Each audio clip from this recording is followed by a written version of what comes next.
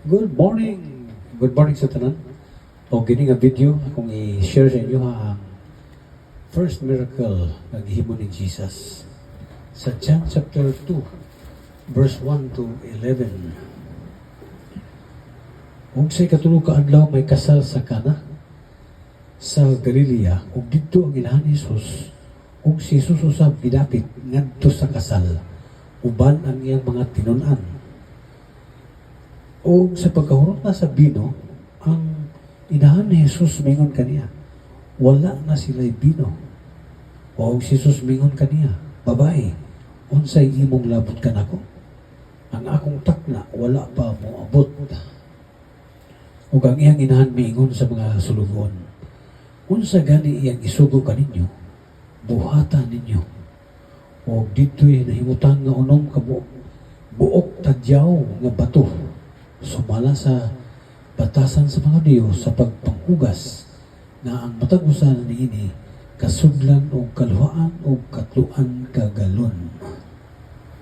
O si Jesus mingon kanila, punan ninyog tubig ang mga tadyaw o kini ilang panagpuno hangtod sa ngabil. Ugo niya siya miingon kanila, pagkabo na kamo ni anak ug dadang ngadto sa punuan sa kumbera.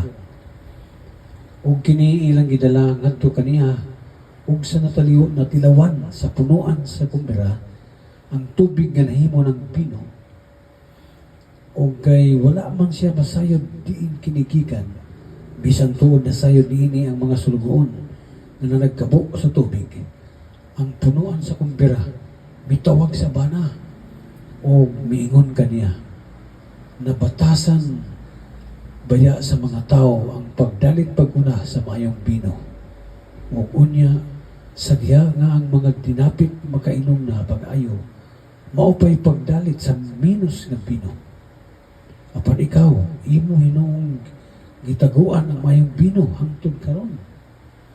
Kini ang nahauna sa iyang mga milagro. Gibuhat ni Jesus dito sa Kana sa Galilea o nagpalayag sa iyang himaya o ang iyang mga tinunan na nagpanoo kaniya. Mga higala, umuta na kita nga nung dito gihimo ni Jesus ang unang milagro panahon sa kasal. Samtang ako kinanggi huna-huna tungod kay ang kasal gihatagan gyud o ang kaminyoon gihatagan gyud importansya ni Jesus nga sa iyang ministry sa kalibutan iyang ipadayag nga ang kaminyoon usa gayud ka importante, no? Ug adunay panahon sa maong bangkite adunay problema ni tungha kining pagkahurot sa ilang ilimnon, no? Ug si Mary, ang mama ni Jesus, ang inahan ni Jesus, nakamatiko dayon sa mong problema. O yung giduol si Jesus na dingon, nahutdan silang bino. O gitubag pa ni Jesus, babae sa may imo. Ang akong takna, wala pa may abot. O niingon si Mary nga to sa mga waiter, kung tumana ninyo, kung unsa yang isugo. O dunay maunom ka tadyaw dito nga bato nga mosulod kini 30 to 40 gallons o to 80 gallons o gipasudlan ni Jesus, gingan ni Jesus ang mga waiter, punan ninyo tubig o ila kini gipunta ang tubig o gipuno hangtod kini sa ngabil o automatic ang tubig na imong bino o gingan ni Jesus ang mga waiter ihatag dito sa host sa mga reception o kiyang tilawan o ningon siya perti maning lamia wa siya kahibalo kung asa gikan gini mo nga bino pero ang mga waiter nakahibalo o kiyang gitawag ang iyang kuana ang bridegroom ang bana giyang gingnan nga napatasan na baya kanato nga ang maayong bino idalit mo'y unang i-serve, mo'y unang idalit ulahin na ang dili kayo labi, dili kayo espesyal. Apan nga nung kini espesyal na ulahiman hangtod karon pa man nimo gipagawas. Ug mao kini ang unang milagro nga gihimo ni Jesus. Ug ang iyang mga tinunan, first time nilang nakakita na nagmilagro si Jesus, ang ilang master. O ingon niya nagdayag ang iyang himaya o ang mga iyang mga tinunan, ang 12 ka mga apostoles. Grabe ka, believe ka niya.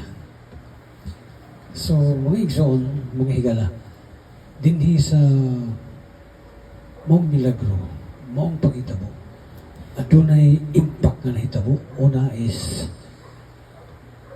ang problema sa kawaladon, the shortage problem sa bino, gisolve ni Jesus, no?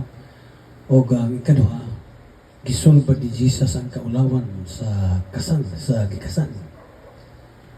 O ikatulo, basta na si Jesus, nindot ang pag-provide, adunay katagbawan, nindot ang solusyon sa problema tungod kay adunay kalipay o katagbawan, no? Gisolve ni Jesus ang shortage sa wine, o kay balo kita nga kung adunay shortage may tungod during sa kasal, during sa panagkaon, reception, adunay kaulawan ka na, maulawan ang host o maulawan ang gikasal. Siyempre, kaya ang mga tao magbagulbol, wala na wine, wala na limnon. Apan gisulbad kini ni Jesus. O ikatulo, gisulbad ang kaulawan sa magtiayon o sa bagong gikasal. Tungod kay gi-provide ni Jesus o natagbaw pag ng mga tao tungod kay naging ang pinakalabi na wine mo ilang giserves mo yung nakapatagbaw kanila. O busa mga igsoon sa atong kinabuhi asa kung ato kaning i-apply, panahon sa pagkinahanglan, panahon sa kawaladon, na si Jesus magmilagro.